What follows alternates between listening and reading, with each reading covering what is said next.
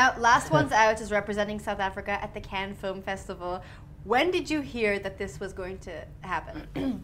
Not that long ago. I know I love that reaction because we did wait before we told the whole, because we were first, when we got the news, we were flabbergasted. I mean, we thought like, wait a minute, is there a catch? Is this like official? Until we got the news that we had to send in our poster, our trailer, a whole uncut version, you know, because we were still finishing up. I mean, we when did we shoot? We shot last year, October, September, you know, so it's been early days. We've really been grafting to get the film together.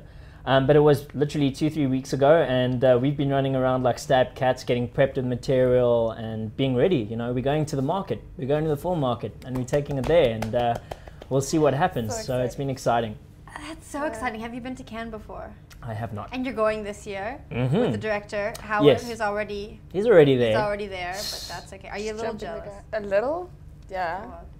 We'll talk A about lot. I can't get over it.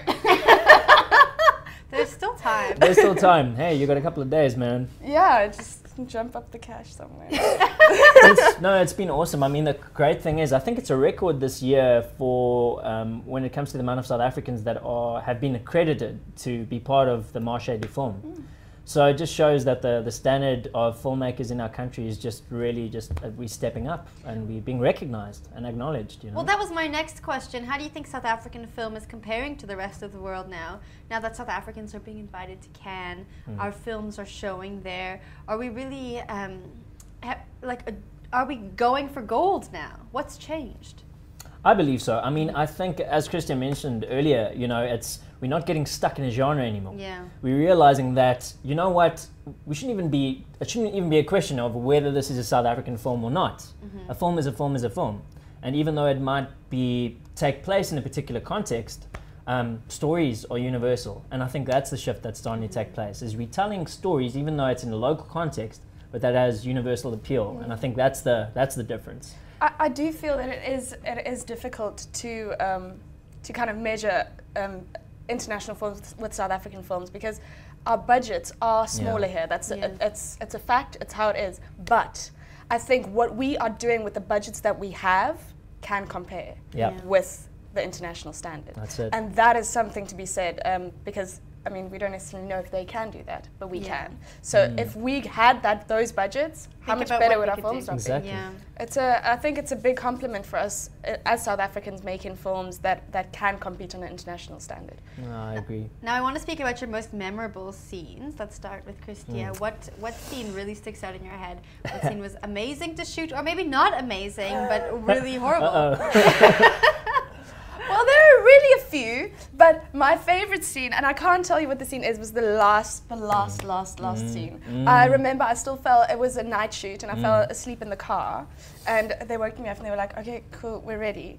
And I had to Get up! I was like, it's 4 o'clock in the morning, I'm gonna go shoot something now. And we literally, the two of us, we just gunned it. We just went for it, and it was this crazy scenario, crazy location, crazy everything. But we went in, we gunned it, and we were like, we went in, we did it, and we were like, thanks guys, that's a wrap. That's it. And we're in bed now. Yeah, but it's also such an amazing scene. It's a powerful scene, and so I really loved the last scene of the film. Man, I've got to agree with Christia. I think that's the thing. The final scene in the movie is a non-conventional ending, which is really cool. It's not your typical movie ending that you expect for a film like that. So, I mean, the circumstances surrounding that were epic. But another scene that stands out was actually our first day that we were shooting, the removal of the appendix scene.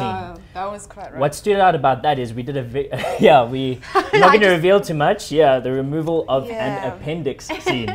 So basically, I'm now a pro. Just putting it she's out a pro. there. She had to remove an appendix. I watched YouTube videos all night. I'm Literally. not kidding. Yeah, are you serious? Yeah. Yes. Did they show you how to remove an appendix on Yes, YouTube? yes. That's horrible. Yeah, many videos. You can actually see. You can go check them out. If anyone was wondering. But that was epic for me because it was difficult. It was difficult to pull off. It was our first day shooting. Everyone had to be on their A game in terms of performance, in terms of production, and we did it, man. We did it. It was epic. It's kind of because it was such a difficult first day. I think it put us in the zone because we didn't have that much time. We literally had to shoot back to back. And that was one of the difficult scenes that we chose to shoot on the first day. On the first day, in the morning. Oh man, it was manic. But all that chaos actually added, I think, to the performance. It looks pretty cool. Yeah.